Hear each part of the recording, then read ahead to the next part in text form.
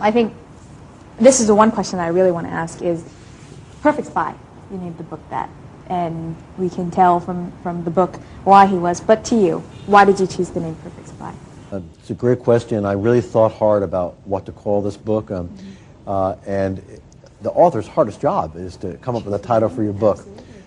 Perfect Spy refers to two things. One is On's perfect cover.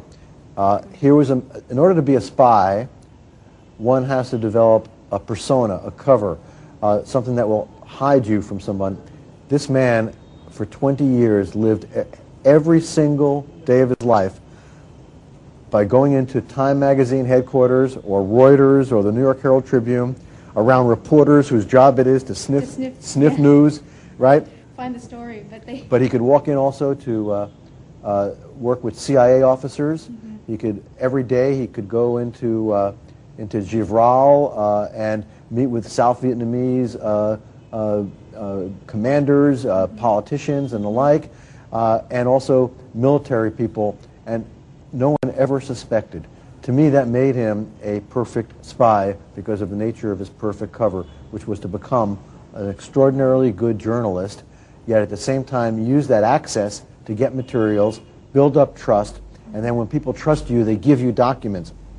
On never stole a document. Everything was given to him.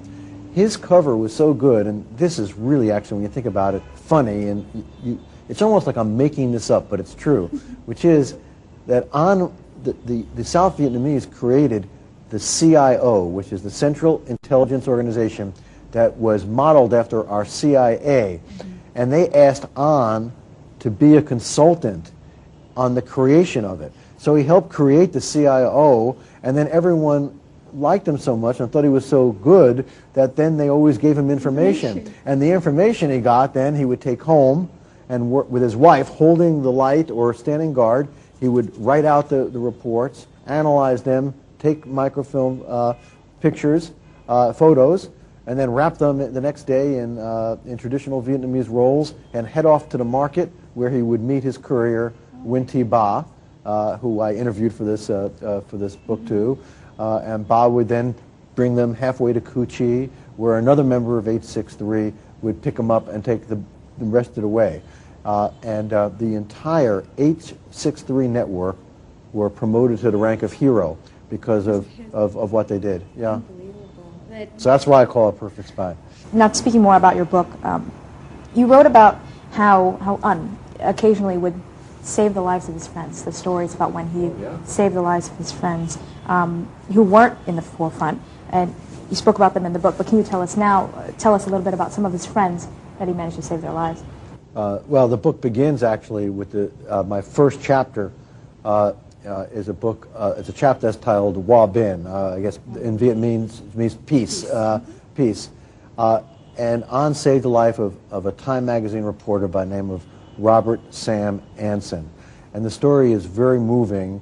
Anson arrived in Vietnam, and in 1970, 71, he was already against the war. And the person who he befriended was Pham Xuan An. And An would spend a lot of time speaking to him about Vietnamese history and culture and the like. But Anson was kicked out of Saigon by Time magazine. They didn't want him covering the war. They sent him to Cambodia. And when he was in Cambodia, he was captured. And no one knew if he was captured by the Cambodians or by the Vietnamese. The reason when news came of his capture, Pham Xuan An was very, very concerned and felt that he had to try to save Anson's life. But the reason was, first of all, he had a good heart towards the Vietnamese Revolution, the Vietnamese people. He didn't think Anson did not believe that America belonged to Vietnam. But Bob Anson had saved the life of many Vietnamese children during the Cambodian massacre at Takeo. So that made Anson a friend of the Vietnamese forever for saving the life of these children. And Pham Xuan An risked everything. His cover, it was one of the few times where he sort of went out of his mold, and what he did was he sent a message to headquarters saying that I need to know right away if Robert Sam Anson is in our captivity or he's being controlled by the Cambodians or if he's dead. But if he's alive, I order you to release him because you know how valuable I am to you down here, and this man needs to be released. He is a friend of the Vietnamese. He saved us at Takeo. Now, if that message had been intercepted, or the courier carrying that message, and someone read that, they would be able to trace it back to An. It was at a great risk, very reckless. Indeed, his direct supervisor thought he should not have done it. No one knew when he did it at the time. Anyway, it worked out. The message came back, and Anson was released. And it wasn't until 10 years later, when Anson came back to Vietnam, that he asked An, "Tell me about my release." And An told him the whole story. And Anson was a big source of mine in this book, as was An, and they both provided me with incredible material. And I'm the first one to really tell that story. Now, we're talking about his other American friends. After learning that An was a spy, they kept that information to themselves. They thought of him as a good friend. Now, why do you think that is? The story just a moment ago is a very good example. I think one of the biggest puzzles of An's life involves his friends' reaction to An after they discovered that he was a spy. Because let me rephrase it just like this. What does a person do when they learn that this person that they thought they knew and the friendship they thought they had was based upon a lie, a deception, that this person was really someone else, but not only someone else, he was a spy. Spies are, in history, not the most dispassionate, liked people. Figures, yeah. But it didn't seem to bother any of von Sunan's good friends. It didn't bother Neil Sheehan, David Halberstam, Stanley Carnow, Stanley Cloud, Bob Chaplin, Francis Fitzgerald. Indeed, they all came back to see him, and the reason is, I believe, is that, and I've thought about this and I talk about this in the book, is that virtually all of these reporters who covered the war, these war correspondents, saw the war the same way Pham Sunan did, which is that they didn't hold him responsible for being a spy because America, in their eyes, didn't belong in Vietnam, and that An was a nationalist defending his country.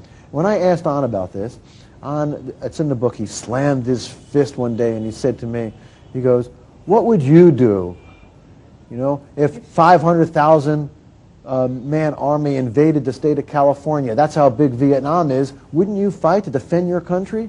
He goes, "I love the Americans. I just wanted them out of my country." He goes, "What was so hard to understand?" He said, "David Halberstam, my friends understood that because they listened." He goes, "But some Americans didn't understand that. So of course we had to fight them. But I had nothing against them. I just wanted them to go home. This had to be settled between the Vietnamese." And he was right. His friends didn't see it as a betrayal at all, like he was any way deceiving them. No, as a matter of fact, they didn't even think it didn't bother them, even if An had used things that they had told him as source material for his intelligence reports. It didn't bother them at all. In the book, there's the photo of An's son, and he's standing next to President Bush. Do you have a story behind that photo in the book? Oh, there's a big story behind that photo. An's son is the official interpreter, has been the official interpreter twice now for meetings between President Bush and President Triet. One in Washington and one here in Vietnam. It's a bringing together of two countries, and you say An is a symbol of reconciliation and peace, and like his son bringing together two countries in a language, common language. Can you explain more about what you mean by saying Mr. Pham Sunan is a sign of reconciliation and peace? An became one of the leading forces in reconciliation behind the scenes between Vietnam and the United States. An first met Americans in 1957, 58, and 59, before the war. And one of the things he recognized was that the Vietnamese people and the American people have so much in common and so much humanity, so much goodness in them. And then this war came, and this disrupted the relations between our two societies, and there was this discord between that. And after the war, An said, "The war is over, our country is unified, let us be friends with the Americans." An began working very, very hard, talking to people about the value of reconciliation and the like, and this was symbolized by the fact that in 2003, when the first U.S. vessel, the ship, the USS Vandergrift, came into Saigon Harbor,